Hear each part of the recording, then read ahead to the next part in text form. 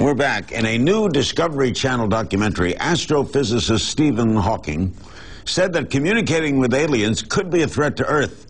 Hawking says it's likely that alien life exists and that a visit from extraterrestrials might be similar to Columbus's arrival in the Americas. In other words, didn't turn out too well for Native Americans. Joining us are Dr. Michio Kaku, futurist, physicist, best-selling author. His newest book, Physics of the Impossible, a scientific exploration of the world of phasers, force fields, teleportation, and time travel. Seth Shostak, senior astronomer of the SETI Institute. David Brin, astronomer and futurist. And, of course, our friend, the well-known actor Dan Aykroyd, who believes that alien life exists. We wanted to hear directly from the renowned British scientist, former guest on this program, author Stephen Hawking, about his controversial claims. So I sent him some questions. Here are his answers. Do you think there will ever be direct contact between the inhabitants of Earth and alien life? It's nice to see you again, Larry, after 10 years. Yeah.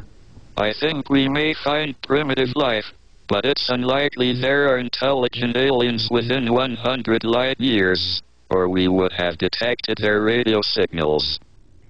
If contact does occur, do you think it'll be initiated by us or by them? They are likely to be more advanced than us, so they will contact us first. Your warning that it may be too risky to try to contact space aliens has stirred a lot of debate. Do you care to react to some of the criticism, those who say the search for extraterrestrial life is central to space exploration? I think we should look out for primitive life. If advanced life exists, they'll contact us. Aliens haven't contacted us so far, except maybe in the state of Arizona. In your mind, what would an advanced alien look like? They are bound to have a mouth opening, because they will have to take in nutrition. And they will probably have legs, because they will need to move around. And they'll need eyes. But don't expect them to look like Marilyn Monroe. Should we ban messages into the universe for fear of attracting dangerous aliens? It is too late. If they are looking, they will already have detected us. Thanks for joining us, Stephen Hawking. Goodbye, Larry. I hope to see you this fall when my new book with Leonard Mlodinov, The Grand Design, is released. Thank you. What do you make of his thinking? I think, first of all, don't quit your day job, Larry. Don't sell the store. The aliens are not going to invade anytime soon. But I think what Stephen is doing is giving us a wake-up call. You know, in the next few months to the next few years, we have 2 satellites out there that are going to detect Earth-like twins in outer space, maybe with liquid oceans, maybe with life on them.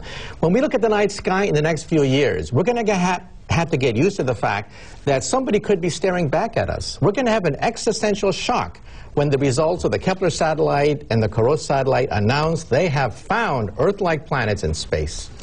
Seth Shostak, you buy it?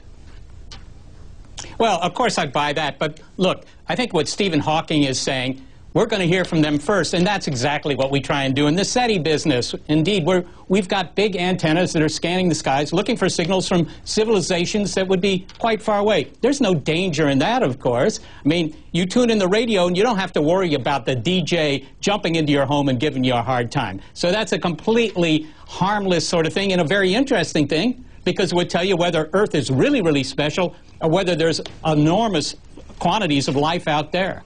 But, David, one thing it has done, with Stephen Hawking talking about it, it has opened many eyes, hasn't it? Oh, yes. The problem is that everybody seems to have their own idea of course, what aliens ought to be like. We all say, of course, our broadcasts have already been detected by now. When Seth himself has calculated, and most of the astronomers have calculated, that our TV broadcasts actually dissipate pretty soon after they leave our solar system. It's these narrow beams that are being sent out from taxpayer-paid observatories like Arecibo and Evpatoria in Ukraine, that are causing the fuss, without consulting the taxpayers, without consulting the governments, without consulting fellow scientists at all in other disciplines. These people have taken upon themselves to act on their assumptions that aliens are universally altruistic. And it's not so much the beamed messages that we object to, those of us who've been dissenting lately, but rather the arrogance of not talking to anybody else on this planet before assuming they have the right to do this. And what, by the way, the images you're seeing are, of course, images and imaginations. All right, Dan, how do you contrast with David Brin, who's saying that, what do you really know? Well, thank you for including a Hollywood constituent here. I'm the MUFON consultant for Hollywood, MUFON Mutual UFO Network, so I have to speak for the MUFON people today, and also for Hollywood. We've made some pretty good movies about this. E.T., Close Encounters, Indiana Jones, Crystal Skull, also Coneheads, and Day the Earth Stood Still 1 and 2.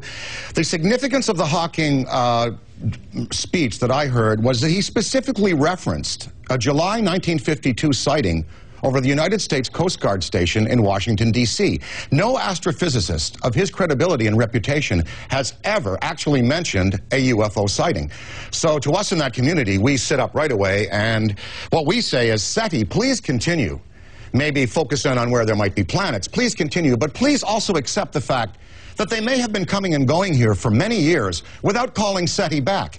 In fact, I believe they're in violation of Title 18, Section 1202, Paragraph A of the United States Code, which says whoever abducts someone for ransom or otherwise is liable to criminal prosecution. And if you know the story of Barney and Betty Hill, Stanton Friedman's book, Captured, Travis Walton, Herb Shermer, the Nebraska Highway Patrolman, he spoke of reputable witnesses, Hawking. That would be Callahan of the FAA. Okay, Dan, I got to get a break. You're making a strong point. One question I always ask was, why do they land in Wyoming?